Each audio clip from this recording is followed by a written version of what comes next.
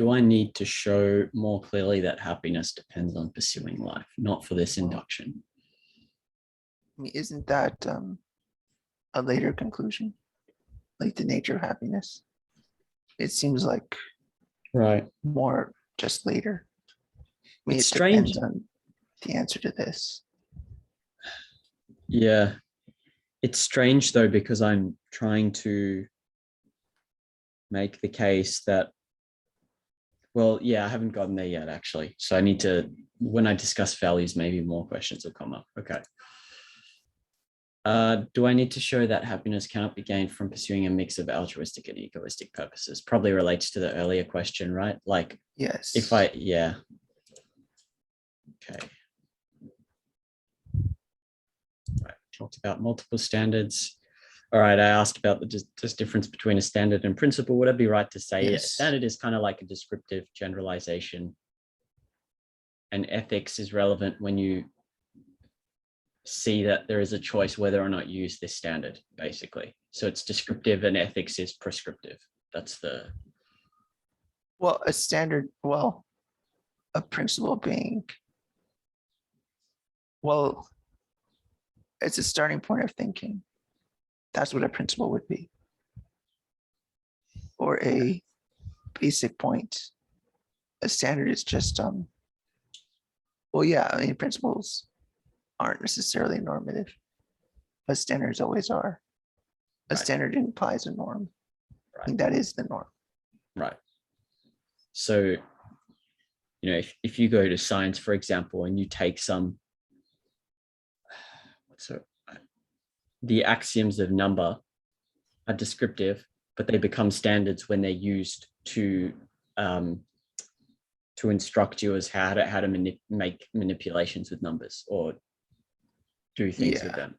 Okay, cool. Something like normative. Like there's a right and wrong way. Yeah. There's a right way to accomplish something versus just saying what the facts are. So here I took the definition and then I tried to break it down into what, Yep. Based on the definition, I tried to identify what is an assumed context and what do I need to dig deeper into. And so I said, here was the definition. I'll just bold it so it's easier to find. Yeah, which parts? I'm bolding. The definition from the OED was here. It said it that word for word. Yeah, I just copy pasted it. I see. And I see.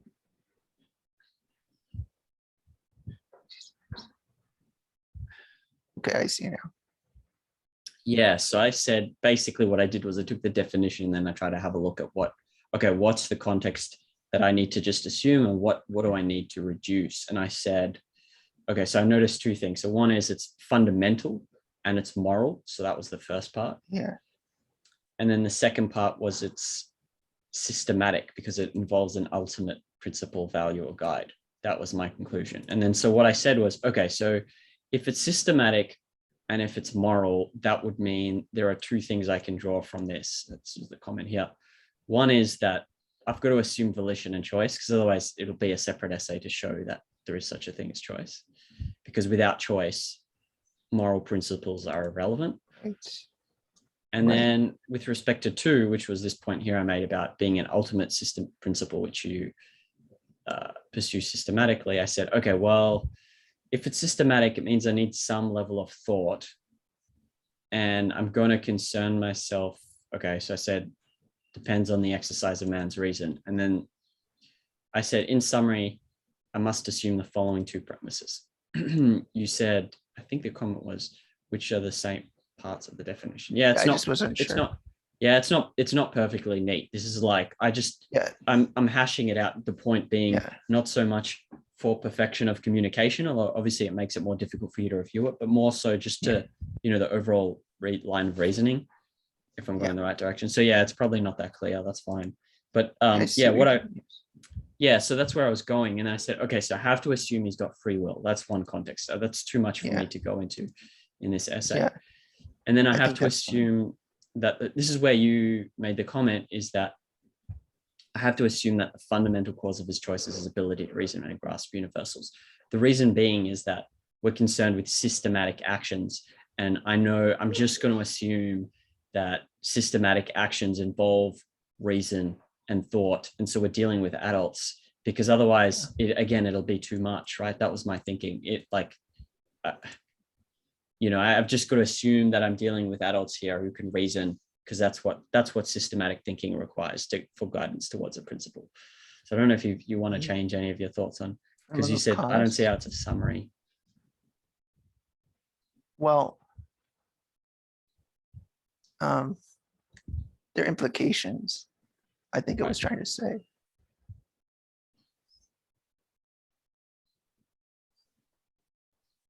Oh, I see.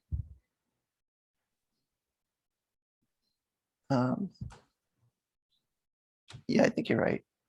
Okay, Those are cool. fine, I think. Yeah, okay. Looking more carefully.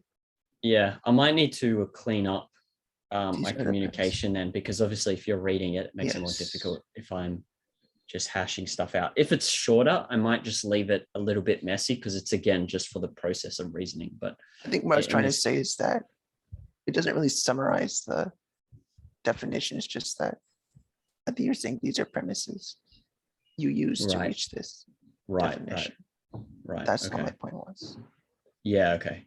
Got it. What did you mean by the difference between what a definition requires and premises required to reach a definition? Well, I think you said this in the latter part, which is. Well, I mean, are appropriate. To get to the definition could be with premises. Make a read, like it'd be an argument. They have to define a few things before you get to this. In the sense that you need to know about free will and about that to come to a valid definition of egoism. Right. So in that sense, it's not that it's required for the definition, but it isn't itself the part of the definition. Got it. There are premises to get there, but it's not within the definition itself. Conceptually it is, but not within the definition. Right. So what a definition requires versus the premises that you have to reach a definition. I'm just not seeing a distinction there. Isn't it the same thing? Like, oh, you mean what a definition requires is in the stated definition, what's explicitly in it? That's what I meant. Just in the definition. Yeah, okay. Which does leave out some things. The concept is not, but the definition is very, it only has the essential, the genus and differentia. So in that sense, it's not, the premises which lead up to that valid definition. Okay. All right. In the case of an inductive essay, I'm going to have to draw out, find what the conceptual roots of the definitions are in order to figure out what I want. So these are good starting points. Yeah. Okay. I think these are pretty good starting points. Yeah. Yeah, I was just saying that being aware of your reasoning doesn't lead you to pursue something. I was trying to say just having the thought doesn't involve choosing with a systematic way towards self-interest. It's just a noticing or reasoning out, but it doesn't imply a choice. That was my point. So should I have said something like his ability to choose is based on his ability to reason as an assumed context? That would make more sense. Yeah, cool. That would be better. Rather than saying that it's a cause in a sense, but you should be more explicit. Like, reason is a cause in the sense that you need reason to make a choice in the context of man. I think, I don't know, do you take this comment back? I didn't see the reason because it was based on that OED definition. I said that man, so I was getting onto, okay, what do I actually need to reduce? And then that man acts to gain or keep something systematically. I need to grasp that. Okay, can I see instances of man acting to gain or keep a value systematically according to this guiding principle, which is, that's what it said in the definition of systematic guiding principle. And then I need to guide. Systematic guiding principle. Yeah. Yeah, it would be. I mean, systematic doesn't necessarily need to be reasoning, just consistent. You do it. I think you could be consistent without reason, just you consistently act on pleasure, for instance.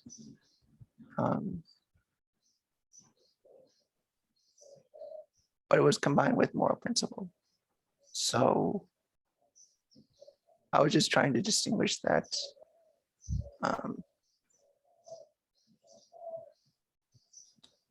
Let me see the definition again.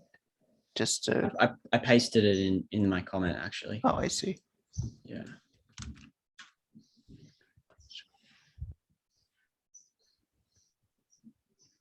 Yeah, it wasn't a guiding principle to, well, you can say that ability to reason is necessary to find a moral principle or to define your own moral principle.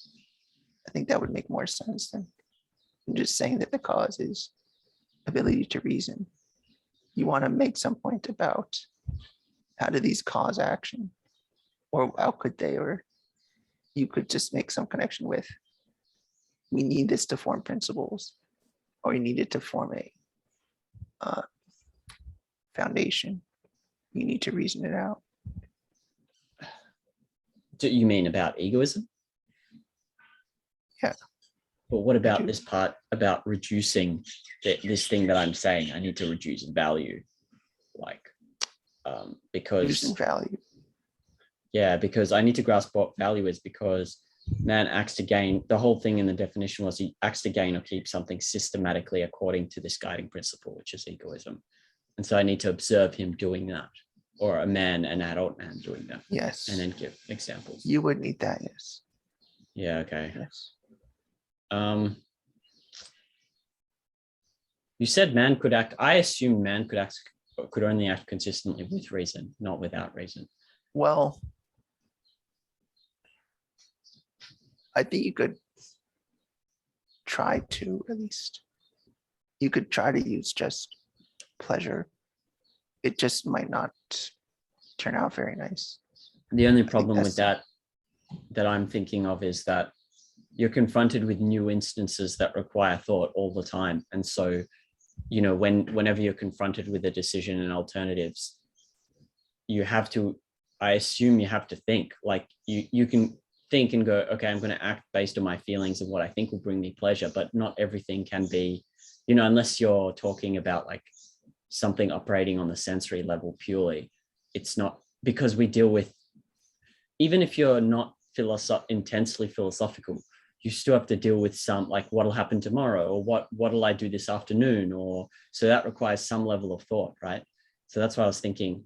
That's why I assumed you, even if you want to act consistently on everything, then you have to have reason, because otherwise you can't deal with the long range questions or new instances of things where you have to make a decision about what will actually bring you pleasure. Well, you wouldn't succeed consistently. You can have some basis to be consistent on, but not that you will end up consistently achieving some end. I would say you ain't consistently attain life, if at all. That's what I mean, though. Like, even with reason, you might not consistently attain pleasure if that's the end. But I'm pointing out that by my thinking, if you want to be consistently adhering to the idea of following pleasure, then you need reason. That's what I assumed in this, that if I want to be consistent, I would say in anything, then to succeed at, I'm trying to think of what concepts to use here. I'm trying to distinguish between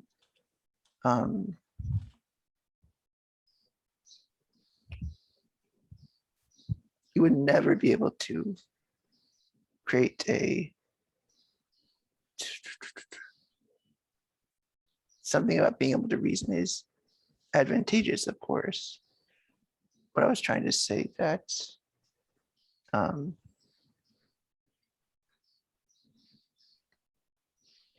mean, in a way, maybe that's lions can, in a sense, consistently act a certain way. at least insofar as they hunt for food. Whether or not they succeed is, or even able to do very much or do it reliably is another question. At least I guess reason is more reliable, I guess you could say. Well, I'm not even thinking in terms of reliability. Consider there's a man called Diogenes, and he's been offered 3 different invitations to a dinner with 3 different people. How does he decide, if not by reason, what will bring him the most pleasure? He's got the principle. He wants to act on his pleasure. I don't know if it was Diogenes or who was it that was all about pleasure, but he wants to act on his pleasure because he's confronted with new instances. There's 2 unknown people. He doesn't know them. And there's one friend that invited him for dinner. All of them involve wine. How does he decide, if not by reason, what will bring him the most pleasure? Like we can't, because we're not, because as humans, I got this from the Reason is Man's Means of Survival. When animals are confronted with percepts that are right in front of them and they react to on the basis of feeling, but we're not. We're confronted with ideas. Like someone gave him an invitation, but the thing isn't happening now in front of him. So by my thinking, he has to use reason if he wants to consistently, I'm not saying consistently obtain pleasure, but consistently act on the principle of pleasure. Then he has to use reason. That's my case. And that was my thinking, because of the fact that we're confronted with non-immediate instances and decisions. That as in like, you're going to go to dinner later tonight, not now. Yeah, I like the way that sounds. It may have been some word choices or something, but Okay. I think the way you phrase it there is pretty good. So then, do I get you over on my side? Do you agree that in order for man to act consistently, not necessarily obtain consistent success on any given standard, but to act consistently, he does, the assumption, the context is that he needs reason to do so, given that little description? Yeah. Okay, cool. Given what we've said so far. All right, cool. I think that makes sense. Given everything else we've discussed in the essay, actually. Assuming Okay, all good. that, so. All right, cool. So I'm good to make that assumption then. Yeah, I can see how this is very much a case of figuring out, well, what context I just need to assume. Otherwise, you just get into too many rabbit holes and it's absolutely impossible to get anywhere. Yeah. So just. Okay, you asked this question. Here is my answer. You can tell me what you think of that and we can expand on it.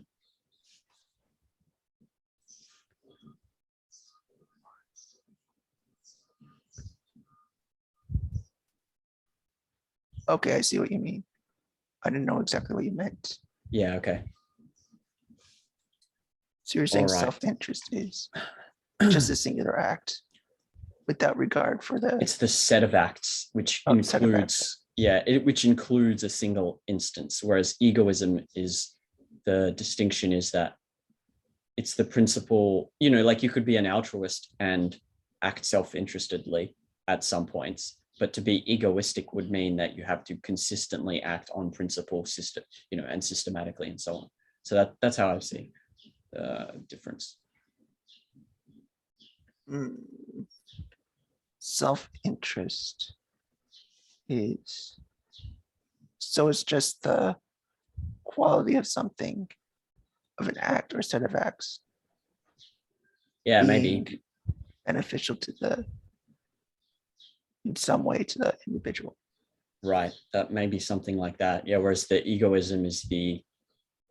egoism concerns itself with principle, conceptualization, a standard, way of thinking. Right. Yeah, right. Okay. In that sense, It would make sense. I see what you're saying.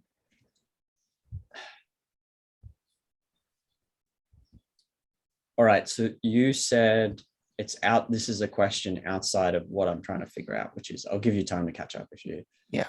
I was talking about people pursuing their own destruction. And then I got confused with like, well, if they want to do it, or if they think it's, like, do I consider it a value or not? Like I'm getting lost there. And you said, okay, you're diverging here from egoism. But then my question is like, I need to, if egoism is pursuing one's own self-interest systematically, and that's the standard, then I need to get to the point where I can actually know what the hell self-interest is. Because otherwise I'm just, I don't know how I get to validating it without, I don't know, do I need to even show what self-interest is, or do I magically just get to, like, I don't get how you validate it unless you first know what self-interest is, basically. Unless I'm jumping through abstractions. I'm not sure if you're just trying to say egoism is a moral principle. I mean, I'm thinking. Well, yeah, I mean, I don't know, because I'm still, even with the answers, and I've got some of them, I'm still pretty unclear. Like, he explained it, I thought, pretty well, but he said it almost validates itself. He went through a validation of value and like what value is or what self-interest is, but I didn't quite, I'm still not there, like, because I don't fully understand it. But that was my confusion here, is like, okay, well, if I'm confused about value, can I even get to the point where I'm inducing that egoism? Man should be inducing egoism, meaning I'm saying man should be the proper beneficiary of his actions without knowing what value is, or not, at least being confused on value, not knowing what it is. I think the thing is, even self-interest is dependent on some kind of standard. So you still need to get underneath that. And so it's still value again. So value is really where it seems to be all coming down to. What makes something a value in the first place? Not a question of what are the right values, but what is it in the first place? And that's what I meant by it's, I think you're getting ahead of yourself. You talk about suicide. Like, that's a very narrow case of almost like an exception. It's a way that men rarely act, but sometimes do. It's not the case for the most part. We better just start with things that are at least usually true, I think. I think it's the more borderline. Yeah, okay. And at least understand first the usual cases, and then you could expand to the borderline or edge cases. That would be better conceptually. Yeah, okay. So you almost ignore complications and exceptions in the beginning to then come back to them. Yeah, it's good to recognize it, but don't pursue it. Save it for later. Okay, yeah, you said same here. But I said this, actually, this is where I got confused. If these are in someone's self-interest, then they're egoistic. If egoism is true, then they can be egoistic. If egoism is false, then they can be bad. And then I'm like getting confused. I'm like, well, well, don't I need to figure this out first, is where I was going. But you're saying, okay, look at see if you can get to some conclusion on a few instances, basic ones, common ones, and then circle back and try and deal with that challenge. I think that it's usually better. It's a better strategy. It's more productive. Okay. How do Why did it feel off? Oh, yeah, you said this. Yeah. So you're at the right spot. I agree. A lot of this feels off, and I can't pinpoint what. Okay, I see your thought process better though, now that we've talked. Yeah, I would try to work from, I think sometimes you're not working enough from what the other work you've done already, like reason as management survival. Try to work from that more. Take those ideas that you've reached from there. They are connected. Yeah. They're important. You could even take those as conclusions, as valid ones, to build on them. Is there things you said there you might build on that can get you to understanding value? Like, what is a value? Why do people pursue things? We know that there's needs of survival, but what is it about things you pursue? I mean, is there a reason to pursue certain things? How do you know what to pursue? Or what do people pursue generally? Things that help keep them alive, and things that enhance the pleasure of living. That was what some sort of reasoning based on that. You work from there. That's like the starting point, I think. Something around that. All right. So do you want to move on or anything Yeah. else about that comment? Yeah. Okay. Okay. Yeah. I just said good because there's, yeah, that's fine. No one's interested. That was a good point.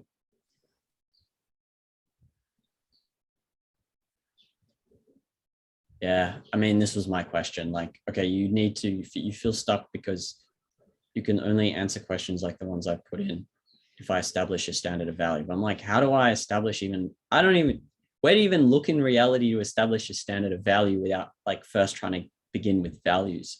Yeah, you got to start with values. But Just I was values getting as lost on the such. suicide, I think is the point you're Yes. making earlier. Okay. I think so. Yeah. Like too much focused on the normative. Because right now, just what is value?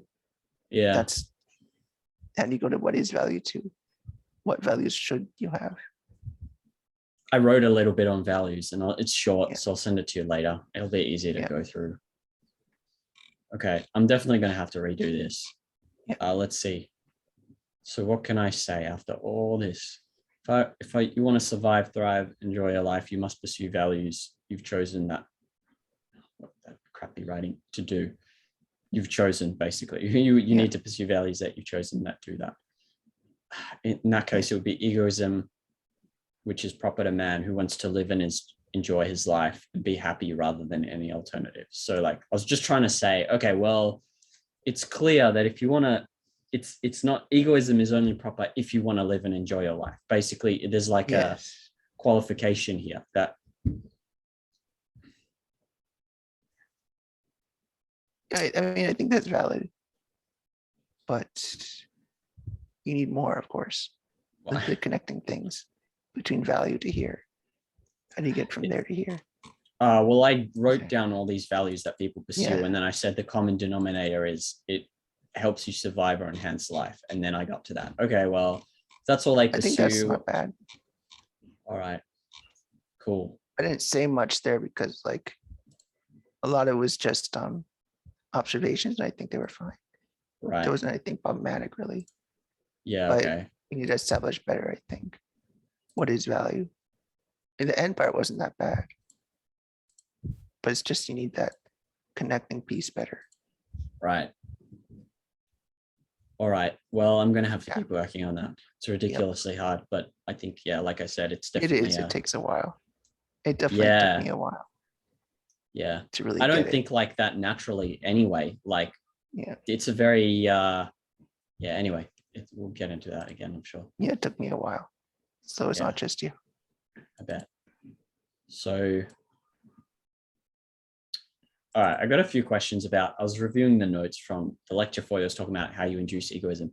He said, if you're talking about an alternative to egoism, you're obliged epistemologically to drop all qualifications and limitations. So it goes back to the example, I think maybe of suicide. Like, why do you need to do that? Like, why do you need to drop, why do you need to, like, he's saying, okay, if you're looking at an alternative like altruism, you can't find someone who's like half altruistic, half egoistic. You have to find the perfect principle to contrast, like a consistently followed principle to contrast it with. Why do you, when you're inducing, do you need to find? I mean, it helps you find the essential. It helps you focus on the relevant qualities. So you don't try to get into other concepts or just, I mean, this is a way of focusing on essentials.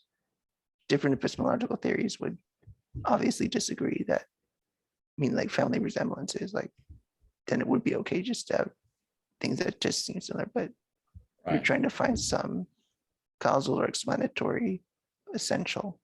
So it needs to focus on the aspects most relevant or the aspects focused or the relevant aspects you want to talk about. Yeah, he says if you're committed to induction, it should make you, what you're saying makes sense. To be able to be in a position to better identify the distinguishing qualities between different modes of behavior or principles. And then from there, you can get more complicated. Right. If you're committed to induction, it should make you want to apply it to any positive and any negative or antagonist. Yeah, I think that's the same thing. These like perfect contrasts. All induced principles need to be universal.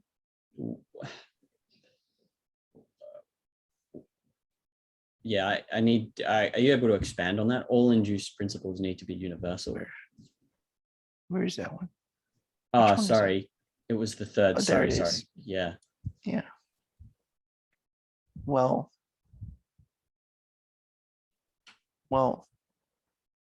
think to be universal because, well, you need that in a concept, don't you? And Right. for it to be the essential is what applies now in the past and Right. forever in the future. Right. Okay. Because you're capturing a common denominator that is present in all instances of a thing. So that's the universal you're concerned with, something like that. Yeah, it's the uniting characteristic of all the units. In that sense, it's universal.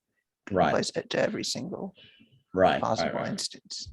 We're dealing with concepts, we're dealing with principles. And so principles, concepts require essences and common denominators. Okay, cool. Yes. The lawyer defending a criminal. The lawyer's defending a criminal. I don't really know what he's talking about here. So let's say defense attorneys, they often defend people that they know committed a crime or something bad. So they know there's like to turn the beautiful terribleness of the criminal's deed to his advantage. What? He's saying they aren't. What? Go ahead. So he wants lawyers who are like, well, he exercised his will. He was the perfect Nietzschean man. And is that what he's talking about? Or at least some way that the lawyer makes it advantageous to take. It's not like don't turn down the case, or I don't mean minimize the case or something like that. I mean, turn it to your advantage, like make use of what the criminal did. If you're defending them, accomplish something with it. Seems to you that's what he's saying. Some pragmatic end or some other end along with it in an artistic way, even like what way can you use that criminal to express something else? Like, I'm not sure how you could do that, but yeah, that's where I'm stuck as well. I'd love to see what exactly this looks like, but I don't think we're rhetorical flair, rhetorical skill, the artistry of a rhetorician. I don't know.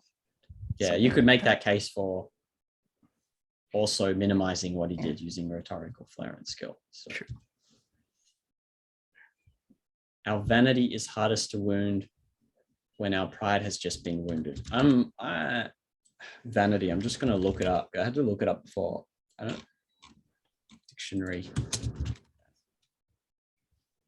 Excessive pride or admiration, excessive pride in or admiration of one's appearance or achievements. What? Yeah.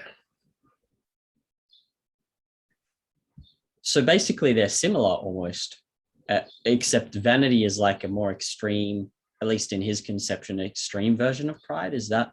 It's like narcissism, self-obsession in an unreasonable way. So like more than would be justified. A defense value then, like a form of pride. It's like pride, but pride is a defense value. Like Brandon's defense value, you know, a kind of faux self-esteem you pursue. Well, vanity would be, I think. Yeah. When our pride has been, my pride is wounded or attacked in some way.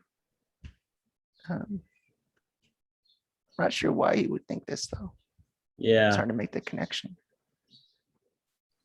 Maybe I'm totally guessing here, but maybe something like when you're attacked, you might excessively attach yourself to the thing being attacked because you don't like the other person, something like that. Or it could be like when people like deny even harder something accused or they're accused of, like somebody accuses you of being a moron or something, like no, I'm not. There's no way I'm that. Yeah. Or something like that. Like you're just reacting against, you deny it, whether it be evasion or whether it's true or not. I think people are more defensive when they've been attacked, especially about their self-judgment. They're Yeah, defensive although about themselves. although if you describe something as an attack, then a defense makes sense regardless, right? Yeah. Yeah. Let's switch to economics, and then we'll go back to Nietzsche. What's this? You may not know because these are out of context. I don't know if you're going to remember, but we're just going to try. And then if you're not sure, that's fine. We'll just go back to aphorisms. And I've also got another essay that I reviewed. Okay. Yep. This quote here, which my cursor is on.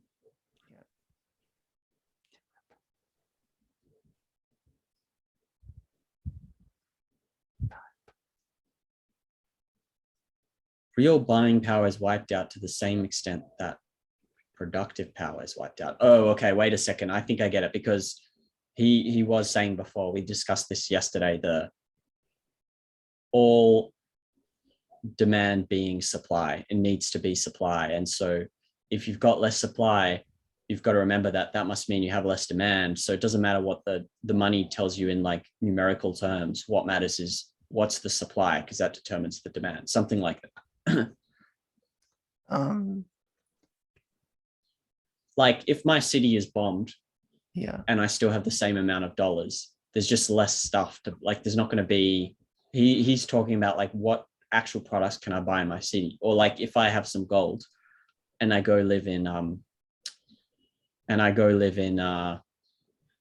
Inca's civilization, I'm not going to be able to buy a kettle and eat nicotine gum or whatever else. yeah, I think it's the same essentially as Yeah. the supply thing. Yeah. We'll do one more since that was pretty easy. Like productive power is only relevant to the extent that somebody else has a buying power. Otherwise, that production's what for? Nobody's going to buy it. So if nobody's going to buy it, that would lead to like probably inflation. Right. And his analysis is that all buying power is productive power, actually. Yeah. So Yeah, if you wipe out productive power, then actually the order is that you wipe out your ability to make demands on anything. Yes. Yeah. Yeah. Okay. They're equivalent, at least numerically equivalent, or something like that. Yeah. Right. Okay. So I can live in a society and there's this constant amount of money going around, like even gold, let's say. But if there's a war, like I gave the example of before, then my purchasing power has dropped because there's simply less there, right? Like there's less, I don't know, there's destroyed houses. There's no, you can't buy high quality dates, or I'm just trying to make stuff up, or iPhones. You can only buy concrete and rice gruel. Yeah. So my purchasing power has dropped. Yeah, and a lot of what Austrian economics says is like this partly explains boom bust cycles, because as things go down, it tries to readjust itself. The market, all the consumers try to readjust things to make things oriented again, and things go then up again and then down, and that's kind of that process. Right. It is that process of working through supply and demand. Right. He said all government expenditures, this might be more of a historical, like this is more political, historical, and maybe it needs context you don't have. It's not in here. He said that all government expenditures must eventually be paid out of the proceeds of taxation. And inflation is merely a form of taxation, which I agree with. But then what about, like, don't countries default? Like, don't they, that means they don't have to pay back anything. They just borrow all this money and then they don't pay it back.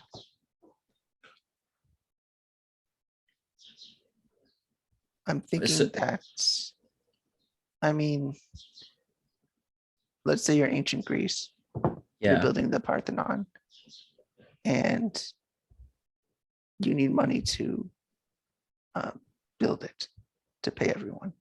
Yeah. So, I mean, if you're expending money to do that, then how does that government receive its money in this case? Just saying it must be taxation of some sort. What if it doesn't pay it back though? It just takes it and then defaults. Like, is that not, doesn't it avoid? I'm just trying to work out where does the tax come from in that case? Because I don't see them, like they just go, oh, well, too bad for everyone. We're not going to pay back whoever lent us money. Like, let's say they ancient Greece borrowed from Germanic tribes. I'm totally making this up. It might not make any sense. And then they're like, well, too bad, Germanic tribes. You've paid for this, on you. I guess you'd either have get it from tax or you collapse. It seems to be that I'm not sure if he's considering that context. I mean, it must do tax, otherwise it won't exist anymore. Right. It needs to get the money still, whatever mechanism that might be. And you're saying taxation. But can't it just default and then not pay it back and then seek to tax just normally? So like, you know, okay, it defaults on this project. You can't pay the Germanic tribes back, but then it goes, screw you Germans, and we're just going to do the normal taxes in Greece. And, you know, you guys have paid for this temple, and now we're just going to continue as is and tax everyone the normal rate in Greece. isn't that consistent with this? I don't see the difference between. No, because the way I interpreted it was that if they borrow for this temple, then it must be paid out of taxes. But I'm saying, what if they borrow from someone and then they just refuse to pay them back? And then they're like, screw you. And then they just continue normally as is. You know, they have their 20% tax rate Well, in like ancient Greece. Well, imagine that they just stole the money. I mean, Basically, yeah. I mean, well, it's not stolen. They've defaulted. But if they had the intention before, sure. But they could just, I don't know if I'm missing something here. That's why I'm asking. I don't think so. Yeah, I okay. think Definitely want to ask this. It's an interesting question. it's more a historical question, though. Yeah.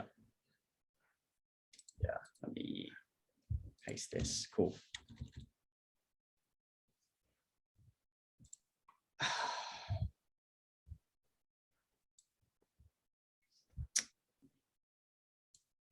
Sorry, I'm just bringing up other writing to see what I want to go to next. Okay, let's go back to aphorisms. And I'll cross this out too. I actually wanted to mention something I read about Greek history. Yeah. Related to that, because, and also we talked about the other week, like where like the Greek city states were never really united, but in periods of time they were. Like to fight the Persians, they united what was called the Delian League. Yeah. And they united as a confederacy to beat the Persians. Then after that, the Athenians did their own thing and basically was like an imperialistic entity within that league. And they controlled everything. The leader Pericles built many things. And he got popular because he was a man of the people. He's like, I'm gonna give you all money, I'm gonna give you all food, make big public works for everybody. It's like FDR for Athens. And they're this big imperialistic nation, basically. And that was one aspect of like a united front in Greece that could develop towards something. And Macedonia created like an alliance with Greeks, basically a forced constitution, in a way that the Greeks had to unite and operate as this entity with a constitution practically, like before the US Constitution. Right. The Articles of Confederation, that early stage of the US. So in a way, even the Greeks had experiences of united federalism and things like that. and that uniting usually has stability, but imperialism destroys it. Like the Persians basically ruined it, though. The Persians ruined what? Maybe not the Persians ruined it, but different lack of uniting political entity or political leader seemed to be a lacking power, and what prevented the Greeks from creating this like federation. It was Philip of Macedonia that was first to try that, but the Greeks hated him because he wasn't Greek. There's a movie that came out called Legend of Destruction about the infighting in the Jewish temple, and then the destruction of the Jewish kingdom by the Romans. And but it speaks about this disunity and conflict between the people within the Jewish temple, and that being the primary cause of their defeat. So similar sort of when you have people who are fighting among each other, then an external force will destroy it. Yeah. What happened with Pericles? You brought him up, I assume, because he made all these expenditures. Like an FDR of the Greece, the ancient Greeks. Like he built the Parthenon with money from taxes, things like that. It's supposed to go to war, but he also spent it on public works. Right. And that's so much like modern day, and this is 500 BC. There's always been talk of like the poor and the rich. The poor get too little, the rich control too much. It's always been that way. I think the founding fathers called it a problem of faction. The problem of faction, people forcefully asserting their own interests among each other. Yeah. Okay, let's go to aphorisms. Yep. Those who feel predestined to see and not to believe will find all believers too noisy and obtrusive. They will fend them off. This is some Christianity thing, so I don't know what. Anti-Christian. Yeah. If you want to see the truth, but not be a believer, you find the believers annoying. Yeah.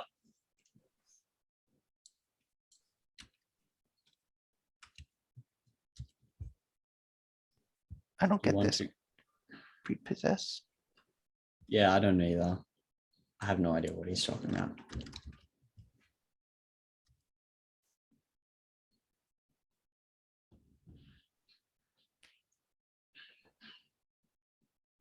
Yeah, I mean, maybe he's talking about, what is it, 1800s ethics of relationships. And so it's like maybe there's even the expectations of a woman to be a specific way ruins their perspective. It spoils their perspective. Right. What society does to them. He's saying it's not women's fault. Yeah. Just society caused them to be that way, if anything. Where neither love nor hatred is in the game, a woman's game is mediocre. I mean, I think the point is a woman can't play games with someone who's indifferent. That's basically what I got from it. It's like, if someone doesn't cause you to feel strong feelings, then you just shut them out. You're like, whatever. I think that makes sense. Yeah. Yeah.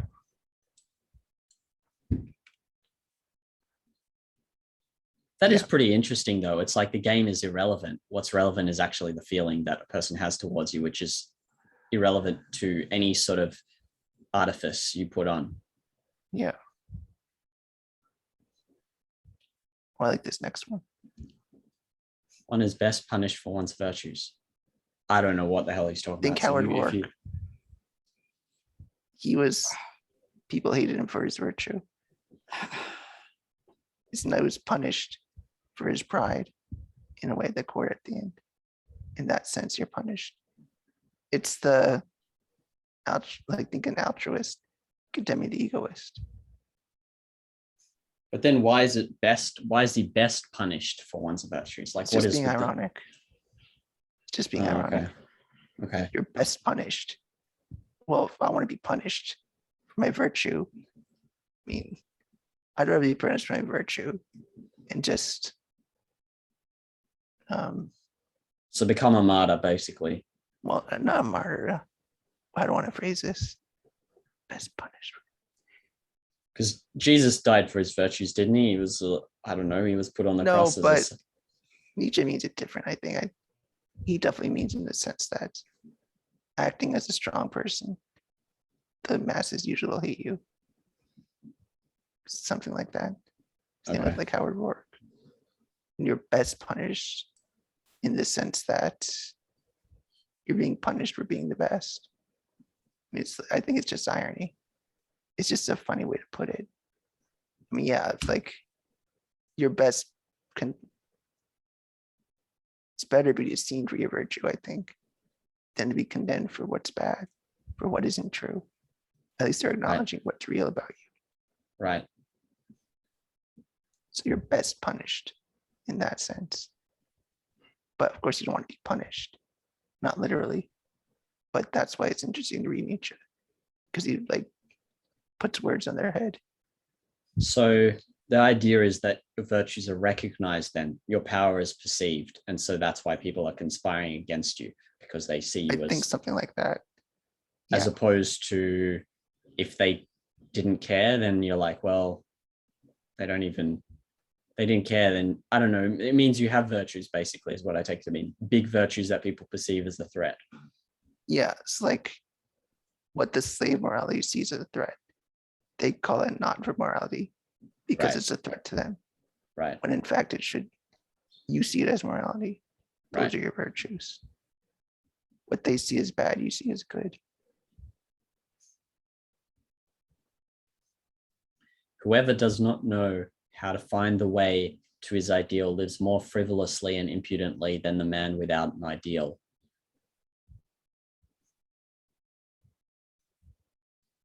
So you can have an ideal, but you could live more frivolously and impudently than if you don't have an ideal. Yeah. How does that work? Dogmatic. If you're dogmatic about it, I'm thinking. What, dogmatic about what? The ideal? The ideal that is not a reach. But why would that mean you're more frivolous and impudent? Let me just look up the dictionary definition of these words. What's impudent again? Frivolous. I'm going to look it up. Impudent. 1 sec. Frivolous is not having any serious purpose or value, which is contradicting having an ideal. And then impudent is not showing due respect for another person, impertinent. I can think of those Jesuit missionaries that might act in a way that they don't care whatever, one bit whatsoever about the person they want to convert. And they don't live consistently with any regard to what their ideal should be. They say on the one hand, their ideal might be this perfect Christian state of being, but their state of living isn't actually with regard to that ideal. So in a way that, and you don't even know how to get to that ideal. I mean, they end up, because how could they actually get to their ideal or their extreme Christian ideal? Like in a way they can't. So it just ends up being frivolous and impudent. A man without an ideal, at least, he couldn't be dogmatic because there is no ideal to be dogmatic about. There's no ideal to attain by ignoring the impossibility of attaining it. But then how, when you use the word dogmatic, like how is it that the Jesuit, I get what you're saying. That makes sense, actually, that interpretation. Like if you've got an impossible ideal, you don't know how to get there, then you're necessarily going to be, hypocritical. You're not going to be consistent and so on. But then what did you mean by dogmatic? Because like the man without an ideal would, I don't see the man without an ideal is in the same boat, right? Like, so these, I get that he's highlighting that if your ideal is not obtainable, then you're going to be frivolous and impudent. But then the comparison to the man without the ideal, to me, is like, yeah, I don't get it. Like, at least compared to each other, not having that ideal, at least they're not going to have this impossible situation. That's all I Right. mean. Yeah. Okay. Dogmatic might not be the right word. Yeah. That was just my first thought. Yeah. Yeah. All evidence of truth comes only from the senses. Yeah, I think he means exactly what it sounds like. He does trust the senses, actually. Yeah. Okay. Nietzsche's not one of those skeptics or subjectivists either. He really does trust the senses. Right. I even have a longer passage where he literally says that you can trust the senses quite explicitly. Pharisaism, whatever. Let me look I that up. looked it up. It's this type of the Pharisees in the Bible. It's their way of thinking. So what is he getting at? It's a good. It's not a degeneration. Strict observance of written law. Quality of being self-righteous or hypocritical. Yeah, they're hypocritical. They're the ones who didn't care about Jesus. And let him die. Okay. This goes back to the earlier quote, right? With an impossible ideal, so you end up being. I think so. Yeah. Okay. Yeah.